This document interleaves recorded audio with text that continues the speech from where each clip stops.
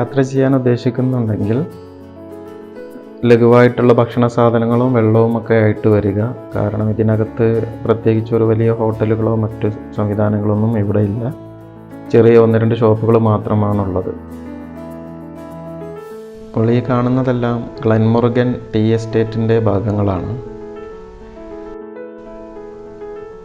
ഉഗാണ്ടയിൽ ജനിച്ചു വളർന്ന റാസിക് ഹിന്ദു ദമ്പതികളാണ് ഇവിടെ 1958 250 ഏക്കർ സ്ഥലത്ത് ടീ എസ്റ്റേറ്റ് ആരംഭിക്കുന്നത്.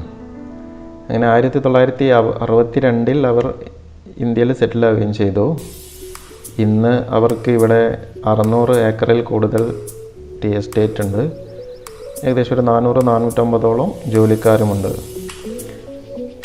ഇന്ന് അവരുടെ ഏറ്റവും വലിയ ക്ലയൻറ്റ് ലിപ്റ്റൺ US ആണ്.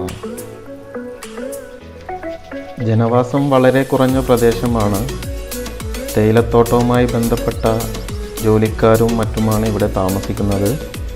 കുറച്ച് കൃഷിയും മറ്റുമായി ജീവിതം കഴിയുന്ന ആളുകളുമുണ്ട് പരിസരത്ത്.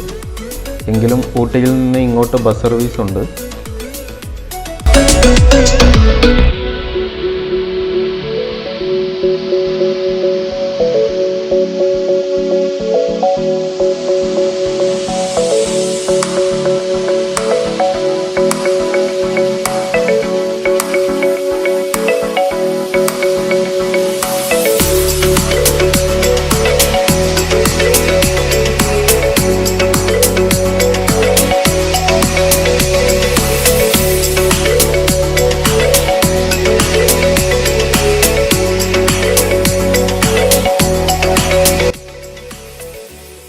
ഈ പരിസരത്ത് കുറച്ച് വീടുകളൊക്കെ കാണുന്നുണ്ട്. കൂടാതെ ഒരു ചെറിയ വാട്ടർ സ്റ്റോറേജ്. ഇത് ഇവർക്ക് കൃഷി ആവശ്യങ്ങൾക്കും മറ്റും വെള്ളം സംഭരിച്ച് വെക്കാനുള്ള ഒരിടമാണെന്ന് തോന്നുന്നുണ്ട്. തൊട്ടടുത്തൊരു ചതുപ്പ് നിലം കാണുന്നുണ്ട്. ഇവിടെ മൃഗങ്ങൾ വന്ന് വെള്ളം കുടിച്ചു പോയതിൻ്റെ പാടുകളൊക്കെ കാണാൻ സാധിക്കും.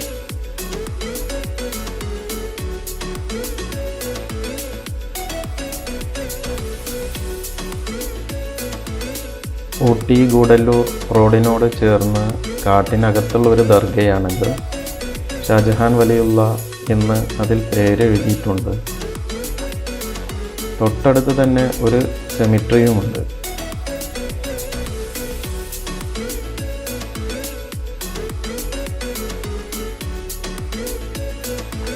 ഇതാണ് സെമിട്രി. ഇവിടുത്തെ ഒരു പ്രത്യേകത എന്താണെന്ന് വെച്ചാൽ 3 തരത്തിലായിട്ട് സംസ്കാരം നടത്തിയതായിട്ട് കാണാം. ഒന്ന് സിമൻറ്റ് കൊണ്ട് അറകൾ തീർത്തിട്ട് അതിനകത്തും, മറ്റൊന്ന് വെറും മണ്ണ് ഉപയോഗിച്ചിട്ടുള്ള അറകളും, കൂടാതെ മൂന്നാമത്തേത് ഗ്രാനൈറ്റ് ഉപയോഗിച്ചിട്ടാണ് ചെയ്തിട്ടുള്ളത്. ഇങ്ങനെ 3 തരത്തിലായിട്ടാണ് ഇവിടെ സംസ്കരിച്ചിട്ടുള്ളത്.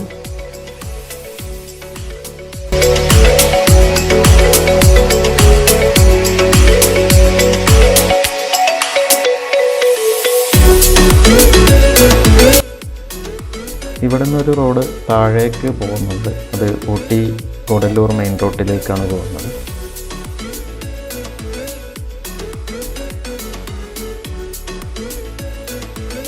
ഇവിടെ ഒരു വാട്ടർ സ്റ്റോറേജ് ഉണ്ട്. അത്യാവശ്യം കുഴപ്പമില്ലാത്തൊരു വാട്ടർ സ്റ്റോറേജാണ്.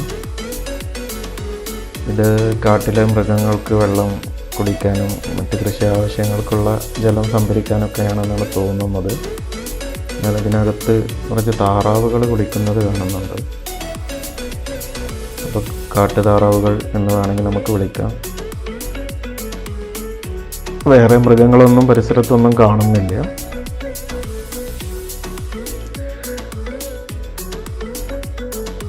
അപ്പോൾ ഇത്രയൊക്കെയാണ് ഗ്ലെൻമോർഗൻ്റെ വിശേഷങ്ങൾ. കൂടുതൽ വീഡിയോസും ഫോട്ടോസൊന്നും ഇതിൽ ഉൾപ്പെടുത്താൻ പറ്റിയിട്ടില്ല.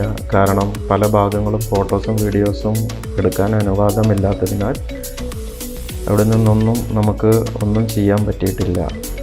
അപ്പോൾ കൂടുതൽ വിശേഷങ്ങളുമായി അടുത്ത വീഡിയോയിൽ